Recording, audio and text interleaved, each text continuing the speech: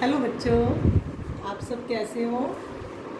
Last 2 videos में हमने बालराम कथा के चैप्टर 1 एंड 2 रीड किया था और उसके क्वेश्चन आंसर्स किए थे। आज मैं चैप्टर उठा रही हूँ वसंत का चैप्टर 4, चांद से थोड़ी सी गप्पें। पोएम है ये वसंत की चैप्टर 4। तो इसमें एक 10-11 साल की लड़की चांद से बातें कर रही है, चांद से गप्पे लड़ा रही है। पहले मैं पोएम को रीड करूंगी, फिर मैं आपको इसका थोड़ा सा अर्थ समझाऊंगी, देन उसके बाद हम इसके क्वेश्चन आंसर्स करेंगे। 10-11 साल की ये लड़की है। गोल है खूब मगर आप तिरछे नजर आते हैं जरा, आप पहने हुए हैं कुल आकाश तारों जड़ा, सिर्फ मुंह खोले हुए हैं अपना गोरा चिट्टा गोल मटोल,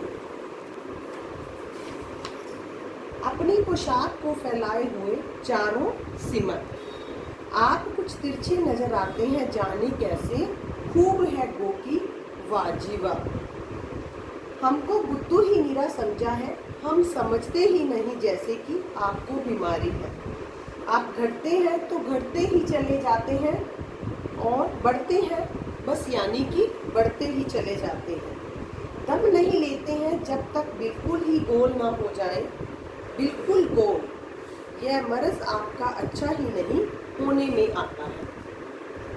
हाँ जी बच्चे, ये जो पोएम का नेम है चांद से थोड़ी सी गप्पें, इसके कवि हैं शमशेर सिंह बहादुर जी। तो इसमें कवि ने एक 10-11 साल की लड़की को दिखाया है जो कि चांद से गप्पे लड़ा रही है, और वो चांद से बातें कैसे कर रही है। वो चांद को कहती है कि आप दिखते तो पूरे गोल हो, पूरे गोल मटोल दिखते हो, लेकिन फिर भी हमें तिरछे नजर क्यों आते हो, आप पहने हुए हो कुल आकाश तारों जड़ा, ऐसा लगता है कि आपने पूरे आकाश को अपने कपड़ों की तरह ओढ़ रखा है, पहन रखा है उसको, और बीच में से आपका गोल मटोल मुंह दिखाई दे रहा है, सिर्फ मुंह खोले हुए है अपना गोरा चिट्टा गोल मटोल, और उस आकाश के कपड़ों के अंदर आपका जो चेहरा है वो गोल मटोल और गोरा चिट्टा सिर्फ दिखाई दे रहा है। आगे है, अपनी पोशाक को फैलाए हुए चारों सिमत, आप कुछ तिरछे नजर आते हैं जाने कैसे, खूब है गो की वाजीवा, वाजीवा आप कैसे नजर आते हो, गोल मटोल नजर आते हो, और लेकिन हमें दिखाई तिरछे देते हो, आपको बुद्धू ही नीरा समझा है। लड़की क्या बातें कर रही है चांद से कि क्या आपने हमें बुद्धू समझा है, क्या हम समझ नहीं पा रहे, हम समझते ही नहीं जैसे कि आपको बीमारी है। वो कहती मुझे पता है कि आपको एक बीमारी है, वो बीमारी क्या है कि आप घटते चले जाते हो, जब आप घटना शुरू करते हो तो घटते घटते चले जाते हो, जब आप बढ़ना शुरू करते हो तो बढ़ते बढ़ते ही चले जाते हो, ये आपको एक तरह की बीमारी है। दम नहीं लेते हैं जब तक बिल्कुल ही गोल ना हो जाएं, जब तक आप पूरे गोल नहीं हो जाते तब तक आप दम नहीं लेते, कम है फिर उससे ज़्यादा, फिर उससे ज़्यादा, फिर पूरा गोल, तब तक आप दम नहीं लेते जब तक आप पूरे गोल नहीं हो जाएं, और यह मर्ज आपका अच्छा ही नहीं होने में आता है। ऐसा लगता है कि आपकी ये बीमारी ठीक होने में ही नहीं आती है। मर्ज किसे कहते हैं, मर्ज कहते हैं बीमारी को। आपको ये जो बीमारी लगी है वो ठीक होने को ही नहीं आ रही है। क्यों?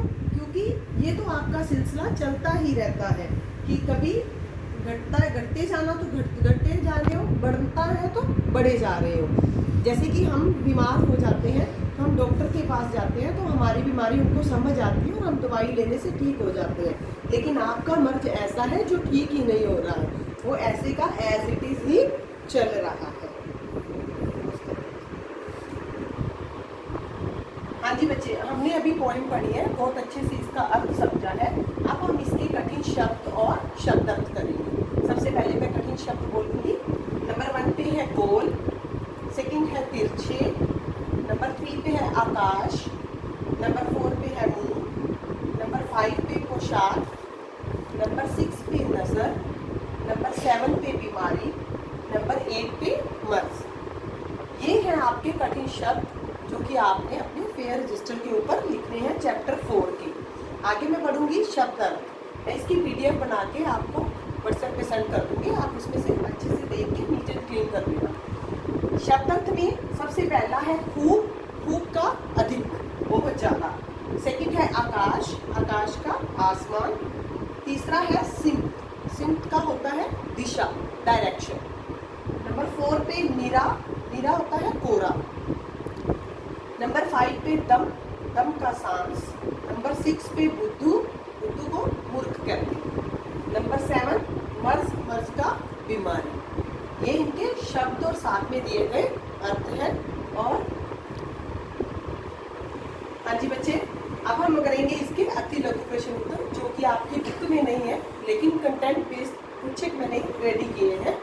तो सबसे पहला प्रश्न है, चांद ने क्या ओढ़ रखा है?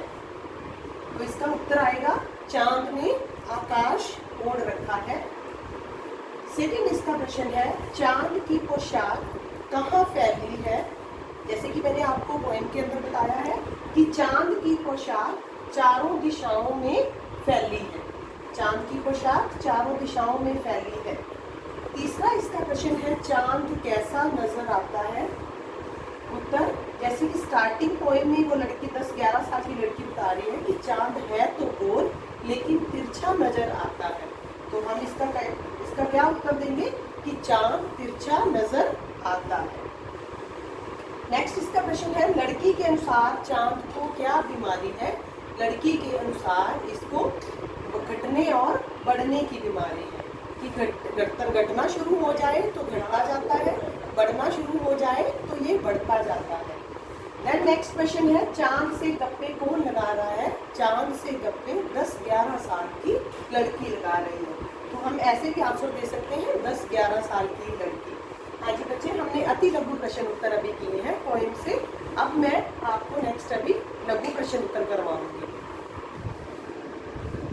हाँ जी बच्चे, अभी हमने चैप्टर 4 के कठिन शब्द अति लघु प्रश्न उत्तर ये किए हैं।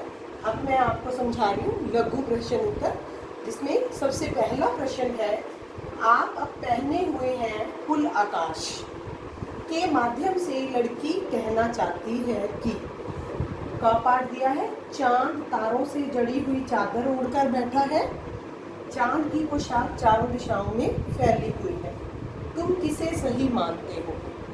कहने का अर्थ क्या है कि हमें आप पहने हुए हैं फुल आकाश, हमने इसका अर्थ बताना है, इन दोनों में से क्या आएगा। तो लड़की कहना चाहती है कि चांद की पोशाक चारों दिशाओं में फैली हुई है। ख ऑप्शन आएगा इसका आंसर, लेकिन हम इसको स्टार्ट कहाँ से करेंगे? क्वेश्चन के अंदर से उठाएंगे। लड़की कहना चाहती है कि चांद की पोशाक चारों दिशाओं में फैली हुई है, यही इसका आंसर है फर्स्ट का।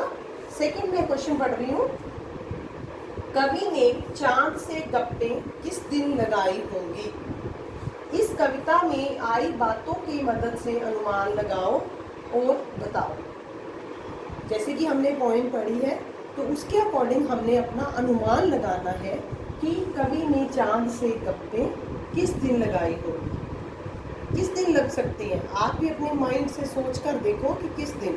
जब वो कह रही है कि चांद पूरा गोल मटोल है, तो चांद गोल मटोल कब होता है? पूर्णिमा की रात को। पूर्णिमा की रात को चांद पूरी तरह से गोल होता है।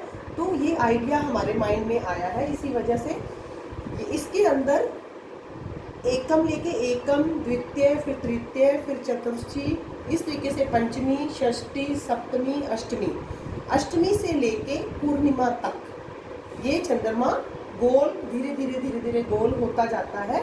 और अष्टमी से पूर्णिमा और पूर्णिमा से वापसी अष्टमी तक, जैसे कि मैंने पिक्चर के अंदर दिखाया था कि वो गोल से घटता जा रहा है और गोल से इधर बढ़ता भी जा रहा है। तो इसी तरीके से पूर्णिमा के दिन ये गोल होता है। तो इसका आंसर क्या आएगा? कवि ने चांद से गप्पे पूर्णिमा के दिन लगाई होंगी, क्योंकि उस दिन चांद पूरी तरह से गोल होता है। तीसरा प्रश्न है, लड़की चांद से क्या क्या बातें कर रही है? लड़की चांद से क्या क्या बातें कर रही है? लड़की चांद से निम्नलिखित बातें कर रही है। पहला है, वह चांद से उसकी तारों जड़ी पोशाक के बारे में बात कर रही है कि सबसे पहले स्टैंजे में उसने क्या बात की है कि उसने आकाश ऐसे ओढ़ रखा है जैसे तारों जड़ा आकाश, उसके बारे में बात कर रही है। और सेकंड इसका पॉइंट है, वह चांद से उसके घटने बढ़ने की बात कर रही है। उसने दो बातें की है लड़की ने। लड़की चांद से क्या क्या बातें कर रही है? एक तो वो चांद से ये बातें कर रही है कि उसने जो पोशाक पहन रखी है वो तारों जड़ित है। और दूसरा जो उसका आंसर है, जो उसने बात की है, उसने चांद से घटने और बढ़ने की बात की है। बच्चे ये आपके अभ्यास जो प्रश्न थे ये 3 ही थे, तो इन तीनों को आपने अपने फेयर रजिस्टर के अंदर नीट एंड क्लीन राइटिंग के अंदर कंप्लीट करके रखना है। आज ही आपकी पोएम चैप्टर 4 कंप्लीट हो गई है। मैं आपको इसकी PDF सेंड कर दूंगी, आप इसको इजीली अपने कॉपी पे उतार लेना। धन्यवाद।